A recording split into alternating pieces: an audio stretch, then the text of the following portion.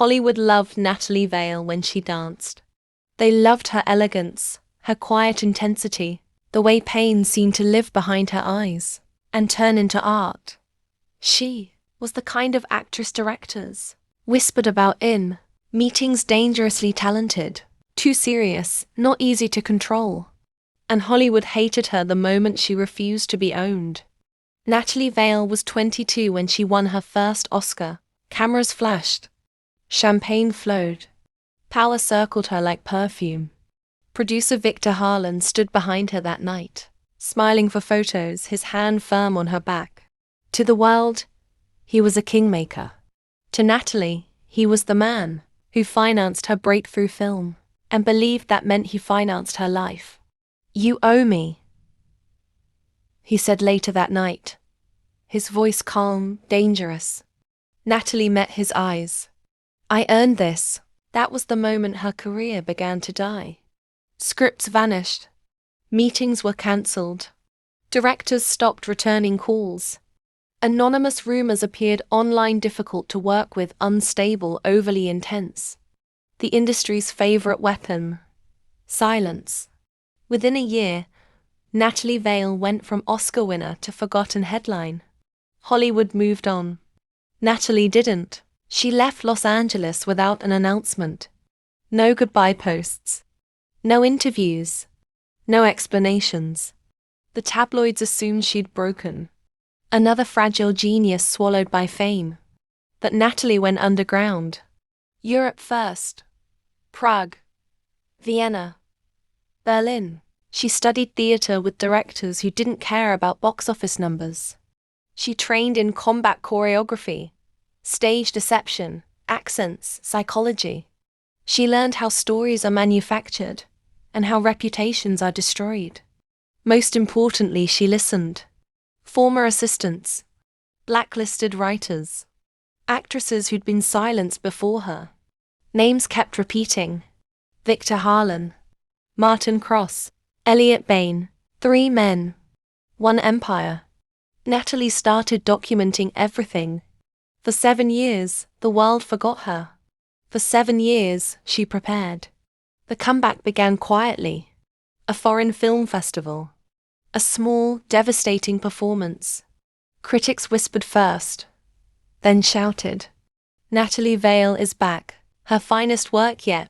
A haunting transformation. Hollywood clapped politely. Victor Harlan didn't. He recognized danger when he saw it. Natalie returned to Los Angeles not as a victim, but as a producer. She announced a new project, Glass House, a psychological thriller about power, manipulation, and the lies men tell to protect themselves. Victor's company invested without realizing the trap. By the time filming began, Natalie controlled the narrative, the budget, and the contracts. She smiled at Victor on set. "Funny how life circles back," she said. Victor felt something cold crawl up his spine. Natalie didn't attack directly. She never raised her voice. She let men destroy themselves. Anonymous emails leaked old contracts, illegal clauses, hush payments, threats. Podcasts surfaced with former assistants finally brave enough to speak. A journalist received a hard drive labeled simply Truth. Martin Cross resigned first. Elliot Bain followed. Victor Harlan fought. He called favors. Lawyers. Politicians. Natalie waited. Then she released the final piece. A recorded meeting. Victor's voice. Clear. Calm. Confessing. Not rage, not desperation. Arrogance. Hollywood turned on him overnight. Studios dropped him. Friends vanished.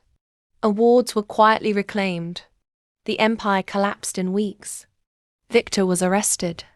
Natalie watched the news alone in her house above the city, the lights of Los Angeles flickering like dying stars. She didn't smile. Revenge wasn't joy. It was balance. Reporters begged for interviews. She refused them all. Instead, Natalie premiered Glass House. The film wasn't loud. It didn't name names. It didn't need to. Audiences understood. At the final scene, Natalie's character looks directly into the camera and says, "You can erase a woman's name. You can bury her story. But you can't kill the truth." It waits. The theatre stood in silence. Then applause. Not for revenge. For survival. Natalie Vale never became Hollywood's puppet again. She built a production company dedicated to protecting new talent. Contracts were transparent. Power was shared. People asked her in one rare interview, "Do you forgive them?" "Forgiveness isn't my job," she said softly. Truth is, the screen faded to black. And somewhere in Hollywood, men finally understood. Some women don't come back to be loved. They come back to end the story on their own terms.